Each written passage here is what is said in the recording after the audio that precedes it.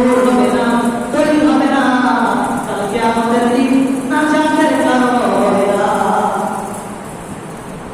তারপরে শুরু করছেন وكان يوم القيامة ওই ব্যক্তির হাসর হবে, ওই ব্যক্তির কিয়ামত, ওই ব্যক্তির সাথে ওই ব্যক্তির কিয়ামতের দিন, ওই ব্যক্তির কিয়ামত, ওই ব্যক্তির সাথে কথা হবে, ওই ব্যক্তির সম্পর্ক হবে, ওই ব্যক্তিরা নামাজ আদায় করবে না, তাদের হাসর হবে করুণের সাথে, কারুনের সাথে, ফিরআউনের সাথে, ওয়াহামান হামানের সাথে, উবাইয়ের সাথে, চিল্লানা বলেন আলহামদুলিল্লাহ। রাসূলুল্লাহ দুশমন সবচেয়ে নিকৃষ্ট ওই ব্যক্তিদের সাথে, যে ব্যক্তি নামাজ পড়বে না, তাদের হাসর হবে। নাউযুবিল্লাহ। আপনি কি চান আপনার হাসরটা খারাপ মানুষের সাথে হবে না? চান রাসূলুল্লাহ দুশমনদের সাথে আপনার হাসর হবে না? চান আপনি? জোরে বলেন চান?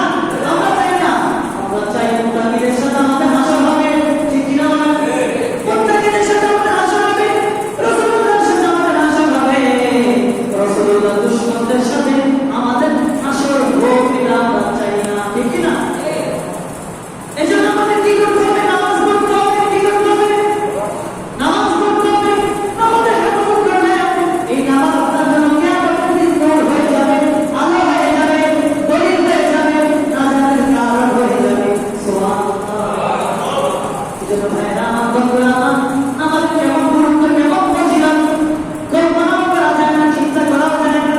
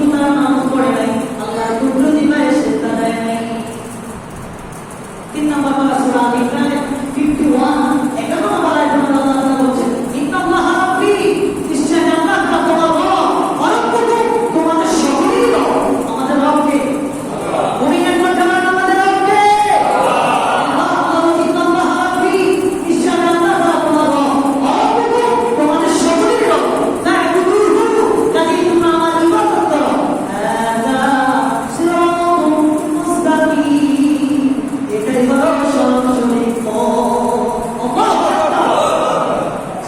এটাই হলো কি সরাসরি পথ ইহদিনাস সিরাতাল মুস্তাকিম এটাই হলো মুস্তাকিমের পথ আল্লাহ বলে এজন্য ভাইরা বন্ধুরা আমাদের কি করতে হবে নামাজ পড়তে হবে আমাদের ফজিলত সম্পর্কে দুটো হাদিস শুনিয়ে দিচ্ছি আল্লাহ নবী রাহমাতুল্লাহ আলাইহি হাদিস শরীফে বলতে পারছেন তোমার রাসূলুল্লাহ বলেছেন তোমাদের কি অভিমত তোমাদের কারো ঘরের কাছে বা পানির পাশে যদি একটি পুকুর থাকে বা যদি একটি পুকুর থাকে বা যদি নদী থাকে ওই নদীতে গিয়ে যদি তোমরা দৈনিক 5 বার গোসল করলে তোমাদের দেহে কি কোনো রকম ময়লা আবর্জনা থাকতে পারে বলেন আপনি দৈনিক 5 বার গোসল করেন আপনি গোসল করেন আপনার দেহে কি কোনো রকম ময়লা থাকতে পারে না আপনি 5 বার গোসল করেন আল্লাহ নবী বলেছেন তোমাদের ঘরের কাছে যে পুকুর নলকূপ যাই থাকে ওই পুকুরের জলে যদি তোমরা দৈনিক 5 বার গোসল করো তোমাদের শরীরে তোমাদের